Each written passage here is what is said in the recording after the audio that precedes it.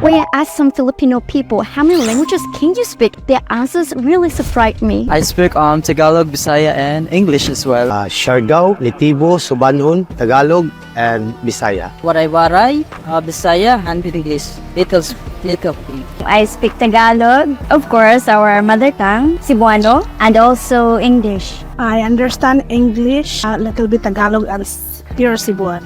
A lot of people think the Philippines only have two languages, English and Filipino, but that's far from the truth. In fact, according to Tagalog.com, there are 175 living languages in the Philippines. Each of these languages carries a piece of nation's history and heritage. Of course, we have Filipino, the national language, and English, which is the second official language. But beside that, there are languages like Cebuano, also known as Bisaya, Ilocano, Hiligano, Waray-waray, Kapampangan, Bicolano, and so many more. So, why this diversity? If you look at the map, the Philippines is made up of over 7,000 islands scattered across the Pacific. Imagine communities isolated by mountains, seas, and forests for centuries. What happens? Well, each group develops its own language. Over time, these languages evolved separately, creating this amazing diversity. And regarding linguistic families, did you know that most of the languages in the Philippines belong to the Austronesian language family? It's a huge and diverse group that stretches across Southeast Asia, the Pacific Islands,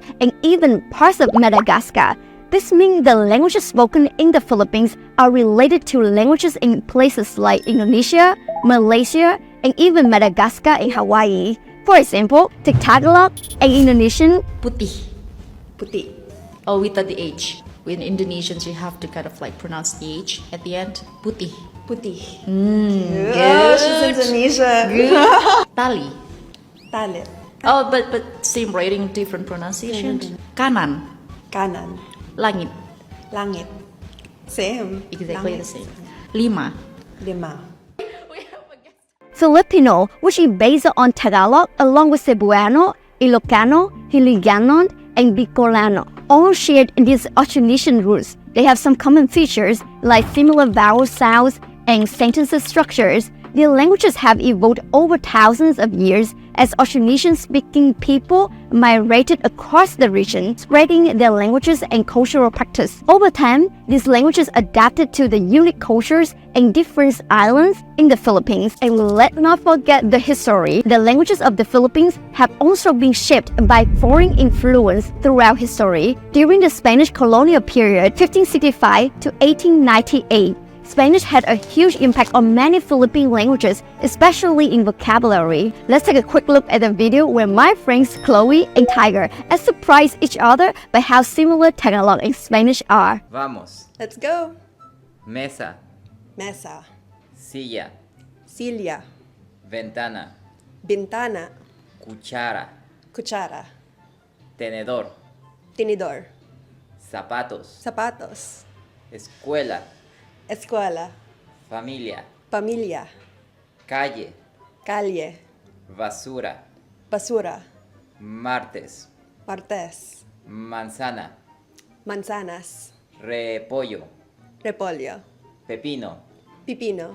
Then after the Spanish era, the American occupation, 1898 to 1946, they used it to try to unify the archipelago, which has so many different languages and dialects. And after World War II, when the Philippines gained independence in 1946, English remained an official language alongside Filipino. And how Filipino became the national language is also an interesting story. So back in 1937, the government chose Tagalog, which is mainly spoken in Manila, as the base for the national language. But other regions like those that speak Cebuano or Ilocano resisted. As a result, the term Filipino was introduced. It represented not just Tagalog, but a new unifying national identity for the country. So if you're interested in learning Filipino or Tagalog, whether to prepare for a trip to the beautiful Philippines or just because you are fascinated by the culture, I highly recommend checking out the Ling app.